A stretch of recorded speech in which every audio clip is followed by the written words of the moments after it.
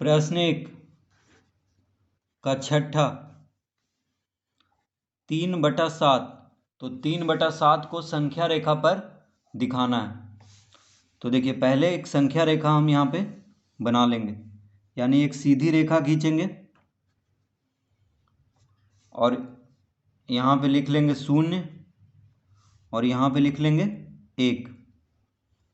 तो 0 और 1 के बीच में आएगा 3/7। ये हम कैसे पता किए? तो देखिए हर बड़ा है, अंश छोटा है, तो 3/7 जो है 0 और 1 के बीच में आएगा। कैसे आएगा? तो देखिए हर अंश छोटा है, हर बड़ा है, अंश छोटा है, हर बड़ा है। इसका मतलब इसको अगर भाग देंगे तो 0 दशमलव कुछ आएगा। ठीक है, इसको अगर हम भाग देंगे तो 0 दशमलव 7×28 लगेगा। ठीक है, 30 हो जाएगा ये दशमलव देने पे। फिर 2 आया तो 7×2 = 14 लगाएंगे, तो इस तरह बढ़ते जाएगा। ठीक है, 0.42 इस तरह से आगे होते, यानी 0 दशमलव आया है, इसका मतलब 0 से बड़ा है और 1 से छोटा है। तो देखिए जब अंश छोटा है, हर बड़ा है, इसका मतलब क्या हुआ? ये 0 और 1 के बीच में आएगा, क्योंकि इसको भाग देंगे तो 0 दशमलव कुछ आया है। इसका मतलब 0 से बड़ा है 3/7 और 1 से छोटा है। ठीक है, तो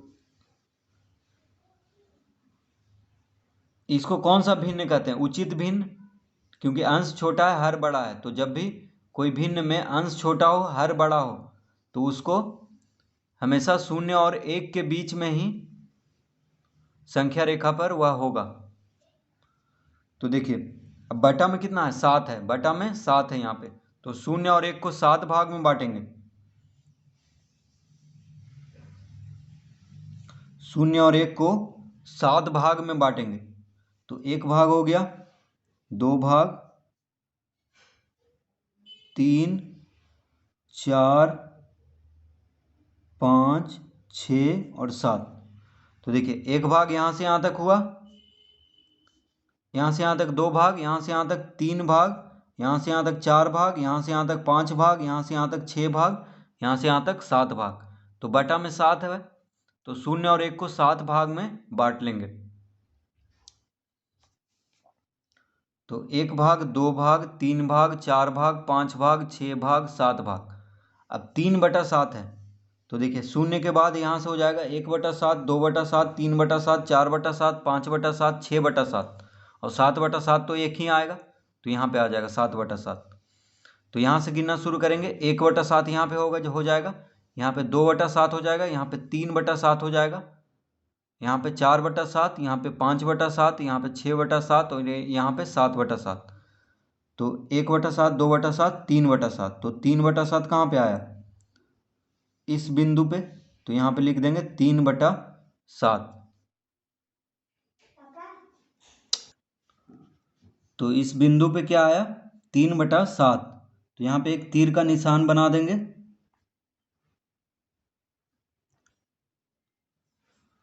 तो ये हो गया 3/7।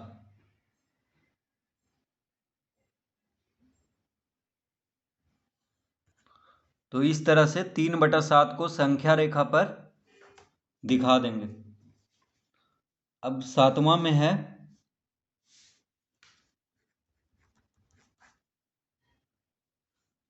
5/6। 5/6। तो देखिए ये भी जो है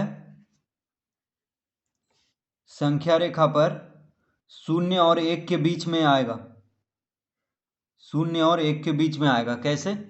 तो अंश छोटा है, हर बड़ा है, इसका मतलब ये 0 से बड़ा है और 1 से छोटा है, क्योंकि अंश छोटा है और हर बड़ा है। अगर इसको हम भाग देंगे तो 0 दशमलव कुछ आएगा, क्योंकि 5 तो 6 से लगेगा नहीं, तो दशमलव देंगे तो 50 हो जाएगा। तो 8 6 48, 2 हो गया तो 20 हो जाएगा, तो 6 3 18, यानी 0.83। इसी तरह ये बढ़ता जाएगा। तो देखिए 5/6 को अगर भाग देंगे तो 0 दशमलव कुछ आएगा, इसका मतलब 0.83 क्या है? 0 से बड़ा है और 1 से छोटा है। तो जब अंश बड़ा हो, हर अंश छोटा हो और हर बड़ा हो, तो वह कहाँ पे आता है? शून्य और एक के बीच में आता है संख्या रेखा पर। तो शून्य के दाएं तरफ धनात्मक संख्या होता है, तो यहाँ पे 1 लिख लेंगे, और ऋणात्मक संख्या शून्य के बाएं तरफ होता है। तो 5/6 क्या है? धनात्मक संख्या है, तो बस शून्य और 1 को ही लेंगे। अब देखिए बटा में क्या है? 6 है, यानी शून्य और 1 को 6 भाग में बांटना है। तो 1 भाग, 2 भाग, 3 भाग, 4 भाग, 5 भाग, 6 भाग। तो देखिए इसको 6 भाग में बांट लेंगे। तो शून्य और 1 को 6 भाग में बांट लेंगे, क्योंकि यहाँ पे बटा में 6 है। तो 1 भाग हो गया यहाँ से यहाँ तक, दूसरा भाग, तीसरा भाग, चौथा भाग, पांचवा भाग, छठा भाग। तो 6 भाग हो गया। शून्य और 1 के बीच में कितना भाग हो गया? 6 भाग हो गया। अब शून्य के जो तुरंत बाद जो बिंदु है, यहाँ से हम गिनना शुरू करेंगे। तो 1/6, 2/6, 3/6, 4/6, 5/6। देखिए 1/6 यहाँ पे आएगा, 2/6 हो गया, 3/6, 4/6 और 5/6। तो 5/6 हम इस बिंदु पे लिख देंगे, और यहाँ पे एक तीर का निशान इस तरह से बना देंगे। तो इस बिंदु पे आया 5/6। तो 1/6, 2/6, 3/6, 4/6, 5/6 और ये हो जाएगा 6/6। तो 6/6 क्या होगा? 1 होगा।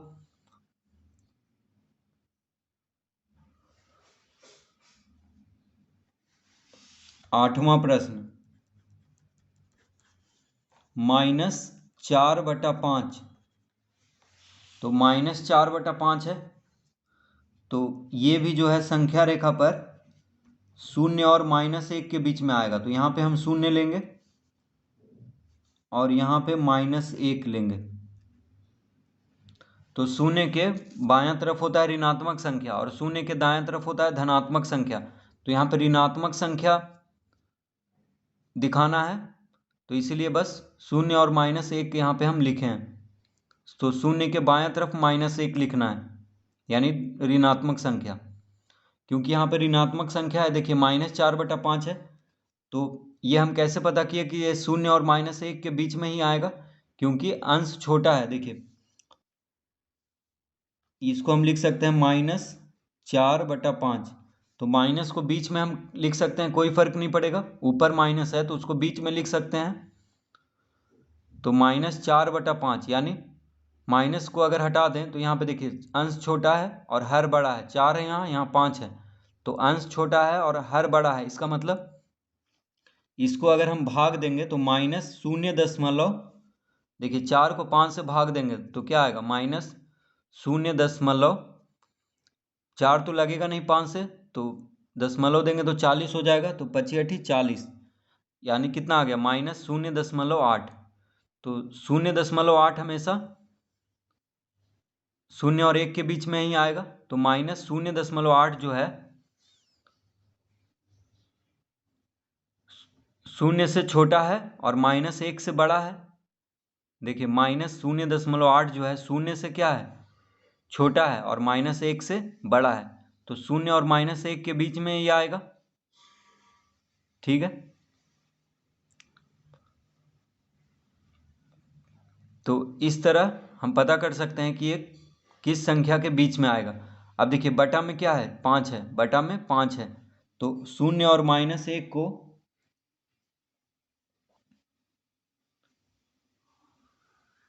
5 भाग में बांटेंगे। शून्य और -1 को 5 भाग में बांटेंगे, क्योंकि यहाँ पे बटा में 5 है। तो 1 भाग, 2 भाग,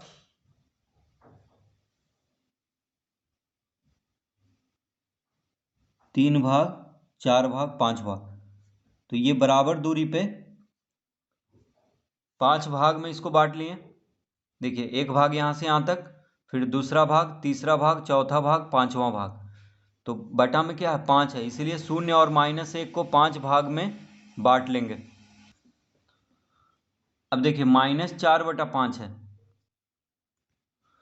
तो यहां से गिनना शुरू करेंगे। शून्य में, शून्य के जो बगल में जो बिंदु है वहां से गिनना शुरू करेंगे। तो ये हो गया -1/5, ये हो गया -2/5, ये हो गया -3/5 और ये हो गया -4/5। ठीक है, और ये हो गया -5/5। तो -5/5 क्या होगा, -1 होगा।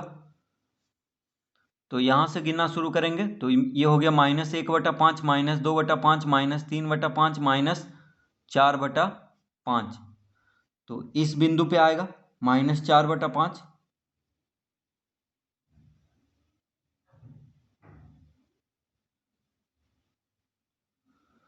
तो -1/5, -2/5, -3/5, -4/5। तो यहाँ पे हम लिख लेंगे -4/5 इस बिंदु पे आएगा।